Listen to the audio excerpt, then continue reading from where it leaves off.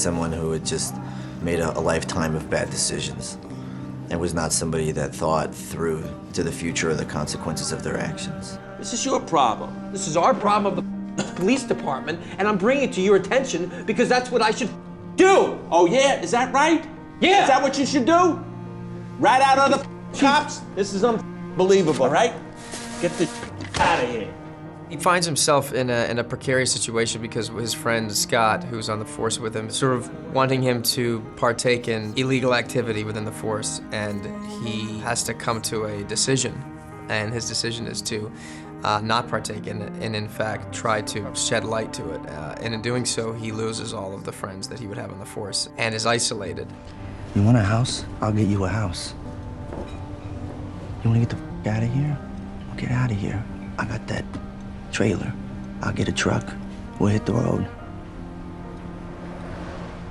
You pick a place you like, we'll stop. You don't want to be there. We're out of there.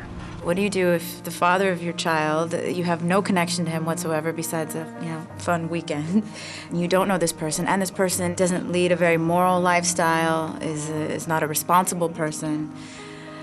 What do you do? I would have guessed you were from Long Island. Where's that? It's where people that talk like you come from. He is a loner. He likes to be alone.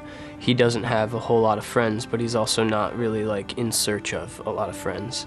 AJ kind of breaks down that wall immediately and sits down and is like, hey, like I'm a new kid, you're obviously alone, but not a total loser, like let's get out of here.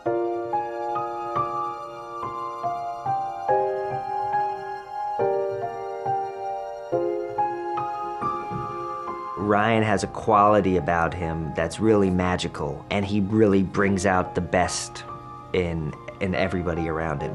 He brings out the best in the actors he's with, he brings out the best in me, the directors he's working with, he brings out the best in everyone. When Derek and I were making Blue Valentine, I had shared with him, a fantasy that I had of robbing banks, how I thought that there was a way to get away with it. And then if I wasn't so afraid of jail, I might do it. And he said, that's crazy, I just wrote a script about that. So it felt like sort of meant to be. No black guys before we shoot. Bradley had ideas. He would be able to improvise in scenes. He was always going for what was real and what was true. And he was just a perfect collaborator. She was trying so hard to not be beautiful. And of course she was failing miserably.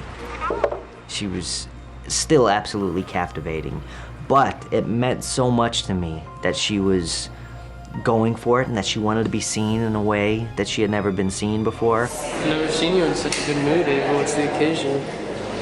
I have to see your mug again. It's the thing I'm most proud of in my career, and I have never been so creatively satisfied on a film, and I've never been pushed so much and challenged every day. I just want to give you something, all right? Listen, this is the money that we recovered from your house, okay? I want you to have it. I don't know what that is. You don't have to ever even see me again. Just take the money. I'm not here as a police officer. I'm here as a regular guy. Listen. Listen to me. Listen. You took my son's life. Therefore, you took my life. Get the f away from me. Bradley's amazing, Ava's incredible. I mean, Ray, Leota, Rose Byrne, everybody is doing beautiful, beautiful work. What are you doing now? You got plans? I gotta go home. I'm gonna give you a ride.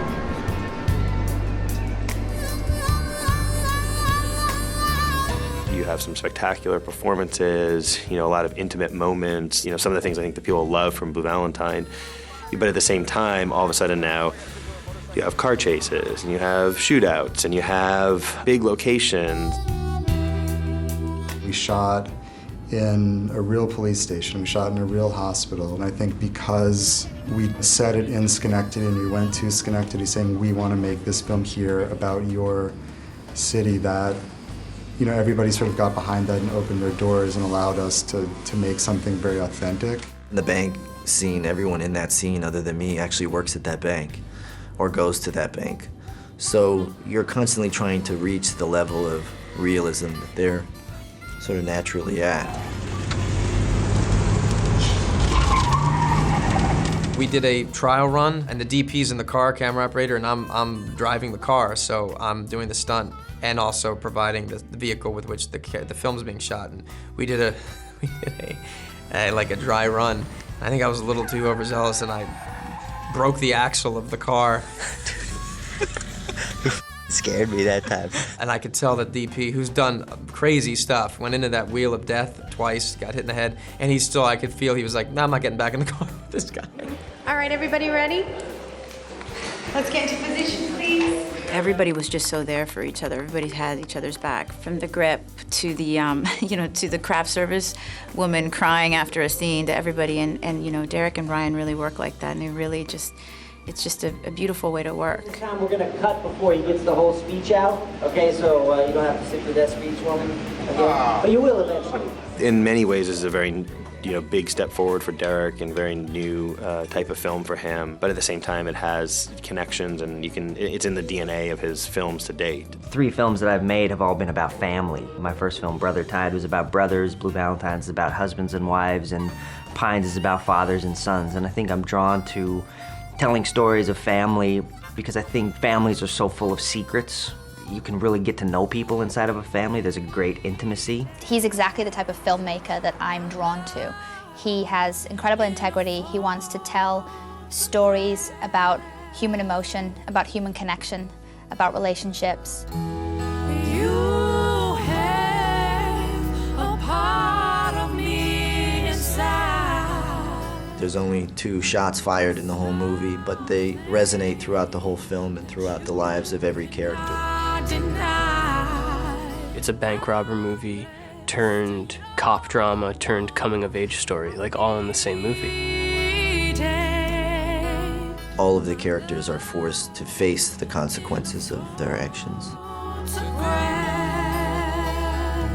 This epic journey where you get to watch 17 years of people's intersecting lives unfold in a kind of really beautiful way.